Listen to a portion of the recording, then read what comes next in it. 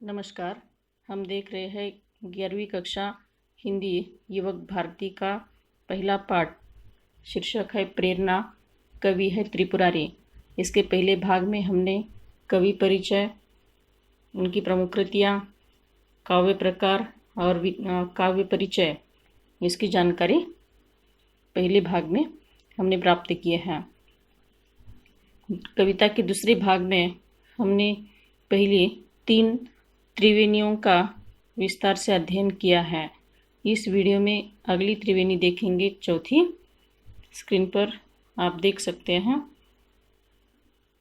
अगली त्रिवेणी है, उगते सूरज को सलामी तो सभी देते हैं, डूबते वक्त मगर उसको भुला मत देना, डूबना उगना तो नजरों का महज धोखा है।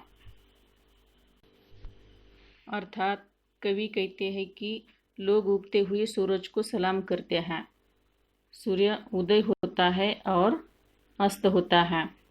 उगते हुए सूरज को लोग प्रणाम करते हैं, लेकिन डूबते वक्त भी हमें उसे भूलना नहीं चाहिए। सूरज डूब रहा है, अस्त हो रहा है, इसलिए उसका महत्व कम नहीं है, क्योंकि जब सूर्यास्त होगा तभी तो सूर्य उदय होगा।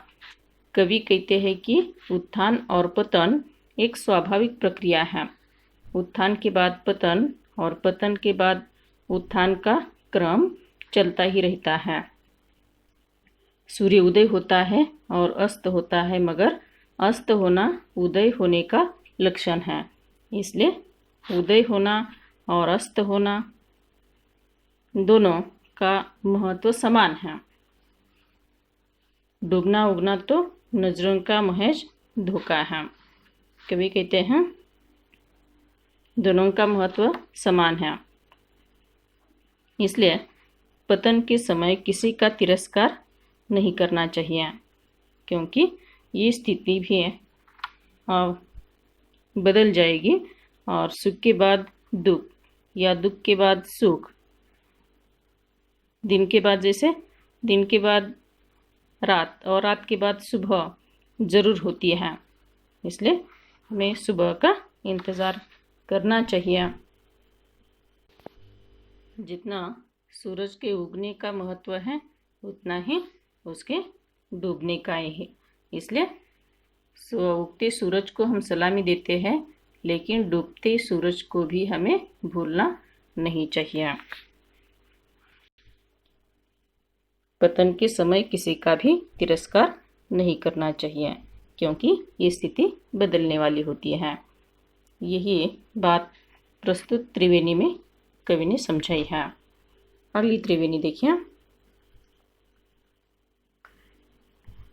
चलते चलते जो कभी गिर जाओ, खुद को संभालो और फिर से चलो, चोट खाकर ही सीख मिलती है। यहाँ कवि कहते हैं निराशा के बादलों के बीच आशा का संचार करते हुए कवि कहते हैं कि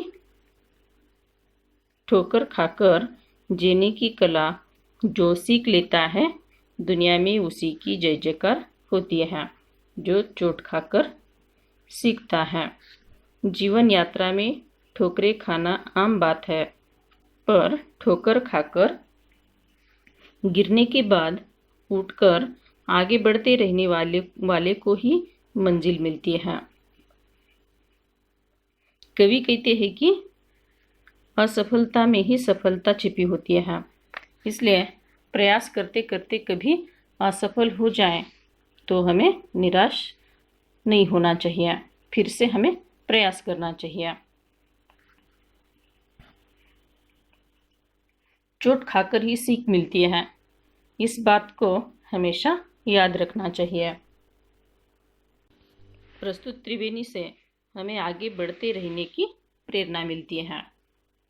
कवि कहते हैं कि जो लोग ठोकर खाते हैं, वे लोग ही जीवन में आगे बढ़ते हैं।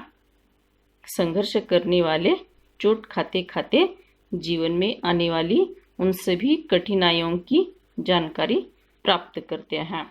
ऐसे आदमी ज्ञान और अनुभव पाकर जीवन की दौड़ में आगे निकल जाते हैं। चोट खाकर ही सीख मिलती है, यानी मनुष्य अनुभवी बनता है। सावधान होकर जीना सीखता है। मनुष्य की आंखें खुलती हैं। ठोकर या चोट खाकर ही आदमी इंसान बनता है। यही बात प्रस्तुत त्रिवेणी में कवि ने कही है। देखते हैं अगली त्रिवेणी।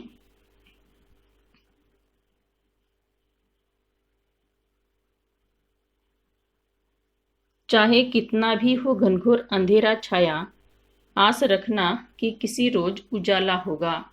रात की कोकही से सुबह जन्म लेती है।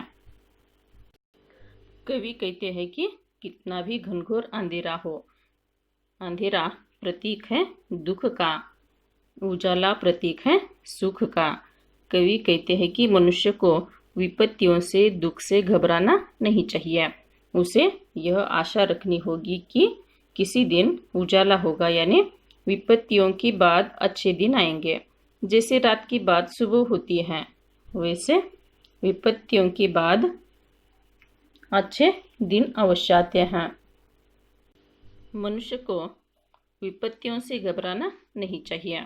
उसे हमेशा यह बात ध्यान में रखनी चाहिए कि यह स्थिति हमेशा ऐसी नहीं रहेगी। इस तरह कवि बुरे दिन आने पर निराश न होने का आह्वान करते हैं। बुरे दिन के बाद अच्छे दिन भी आते हैं। रात की कोख से ही सुबह जन्म लेती है। इसलिए कवि कहते हैं कि यानी अंधेरे के बाद उजाला जरूर होगा। यही प्रेरणा प्रस्तुत त्रिवेणी से हमें प्राप्त होती है। अगली त्रिवेणी देखिए। कर्ज लेकर उम्र के लम्हों से बो दिए मैंने बीज हसरत के, पास थी कुछ जमी ख्यालों की।